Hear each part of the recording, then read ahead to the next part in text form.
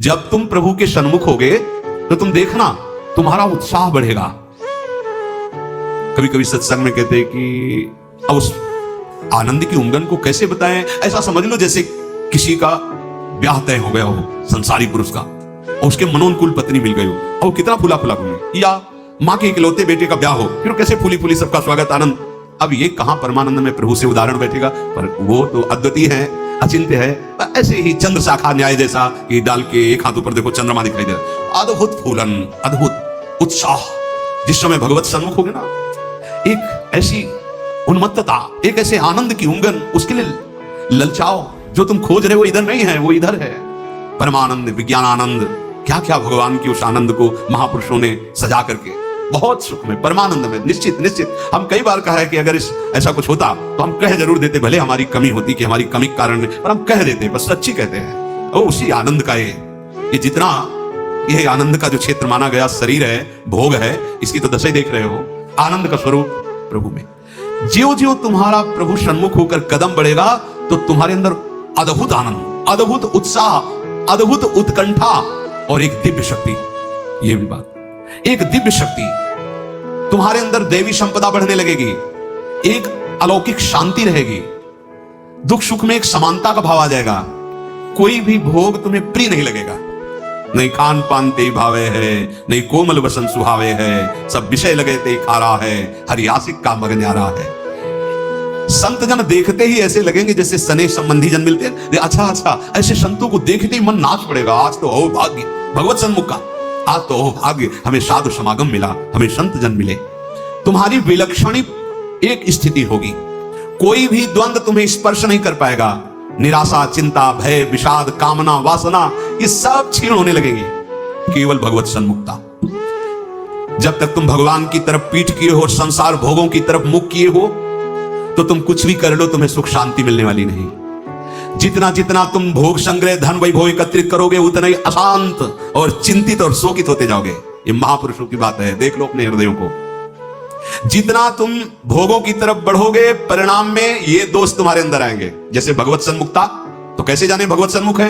तो बोले ज्यों ही तुम भगवत सन्मुख होगे तो तुम्हारा एक एक क्षण नवीन उत्साह, नवीन उत्कंठा, दिव्य शक्ति और देवी संपदा, शांति, समता, वैराग्य, प्रेम और संतों को देखकर अपार सुख। ऐसा ये भगवत सन्मुखता का लक्षण। अब यहां बता रहे, चाहे जितना तुम धन वैभव भोग एकत्रित कर लो, भगवत विमुख हो, तुम्हें कभी सुख शांति नहीं मिल सकती। भगवत विमुख का लक्षण क्या है? भय, विषाद, चिंता, राग, द्वेष, वैर, अशांति, द्रोह, दंभ, पाखंड, परिग्रह, हिंसा, कामना, वासना, ममता, दुर्गुण, दुर्विचार, भयानक दुख, ये भगवत विमुख के लक्षण है। जो भगवत सन्मुख होता है, एक भी उनके हृदय में नहीं होते। ये जाचो अंदर जाचो।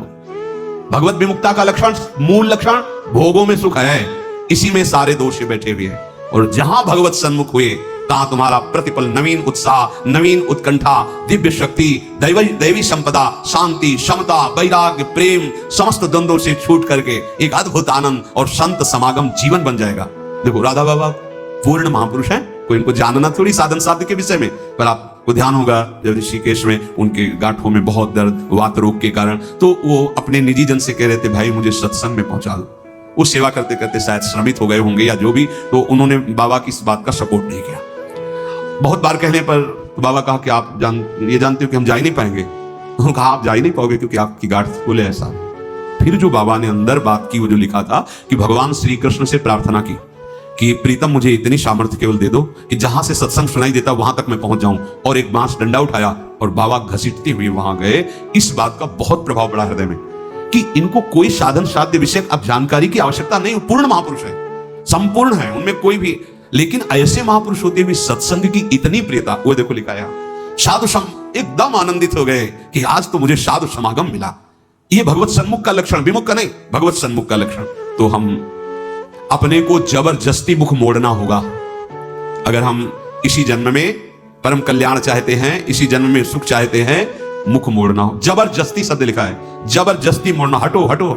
जैसे है ना कि अब जिस तुम कगार पे खड़े हो, भारी दरार पड़ गई है, जबरदस्ती हटो नहीं तो गिरने वाले हो, धारा में तुम बह जाओगे, डूब जाओगे। ऐसे ही तुम्हारी वही दशा है जैसे हरी हरी घास खा रहा है बकरा और बकरी से सहवास कर रहा है और बड़ा सुख का अनुभव कर रहा है, पर वो कसाईवाड़े में बंद है। वो ये नहीं जान रहा कि अब की नंबर हमारा आ रहा है गड़ासा चलने का, वो नहीं जान पा रहा है। इसी प्रकार आप खान पान, शौक, मौज मस्ती, परिवार, सांसारिक सुख भोग रहे हैं, पर आपको पता नहीं कि काल के कसाईवाड़े में है। मौत का गड़ासा बिल्कुल तैयार किए हुए है, बस समय की देरी है, नंबर आपका ही है। सावधान। इसीलिए करे जबरदस्ती भगवत सन्मुख करो अपने मन को, अपने तन को, अपनी वाणी को, अपनी चेष्टा को। कोई उपाय नहीं है बचने का। आपको दिखाई दे रहा क्या है? तो भयभीत कर रहे हैं, आप देख ही नहीं पा रहे हो। भय तो तांडव मचा रहा, देख लो। ऐसे जरा सी भूमि हुई, हजारों लोग मकान के नीचे दब के मर गए। ऐसे जल में उफान आई, एक लहर आई, प्रांत का प्रांत नष्ट कर दिया। क्या क्या लीलाएं हो रही प्रकृति की, माया की। हमारा भी तो नंबर आएगा ना, कोई ना कोई तो आएगा, काल का रूप, कहीं ना कहीं कोई रोग, कोई घटना, कोई। और हम मस्त हैं, जैसे बकरा हरी हरी घास खा रहा है, ऐसा ऐसा उसको लग रहा है हम बड़े सुखी, ये पता नहीं अगला नंबर हमारा है। तुमको बिना सूचना दिए, बिना राय के तुम्हारी मृत्यु तुम्हारा नाश कर देगी। मृत्यु किसी से राय लेती क्या? कि अब हमारी प्रार्थना स्वीकार करें, हम अपना काम शुरू करें, यदि आपकी आज्ञा हो। ऐसा नहीं। अगर ऐसा हो तो कोई तैयार नहीं होगा, कोई नहीं तैयार होगा। बिना आपको सूचना दिए, बिना आपकी राय के वो आपका नाश कर देगी मृत्यु। इसलिए वो सहसा आप पर आक्रमण करेगी, उसके पहले आप सावधान हो जाओ। अब वो कब करेगी कुछ पता नहीं है, इसलिए आपको अभी से इसी सेकंड से सावधानी करनी है। क्या? एक एक वृत्ति को कृष्णाकार कर दो, प्रियालाल के चरणों में लगा दो। बुद्धिमान उपासक सावधान, तुम्हारी जन्म के साथ ही मृत्यु पैदा हो चुकी तुम्हारी। कितने अनुभवी महापुरुष कह रहे हैं सावधान, जब तुम्हारा जन्म हुआ था उसी समय तुम्हारी मृत्यु भी पैदा हो गई है। बस तुम्हारे साथ चल रही मृत्यु अवसर देख रही है, समय देख रही है, जहां पूरा हुआ वो अपना काम कर देगी। इसलिए प्रतिक्षण तू मृत्यु की दृष्टि में है, शिकार बिल्कुल लक्ष्य पे है। मृत्यु का अंतिम स्पर्श तुम्हारा सर्वनाश कर देगा। शरीर, रुपया, पैसा, कामना, घर, मकान, पद, पदवी, सब।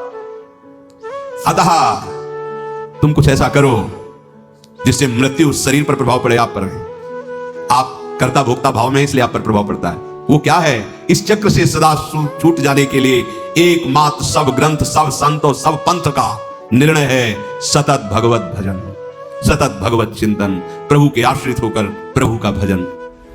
एक छोटी सी वस्तु जब भाव में भरकर आप प्रभु को समर्पित करते हैं तो प्रभु से बहुत बड़ी मान लेते हैं। हमारे प्रभु का स्वभाव ऐसा है।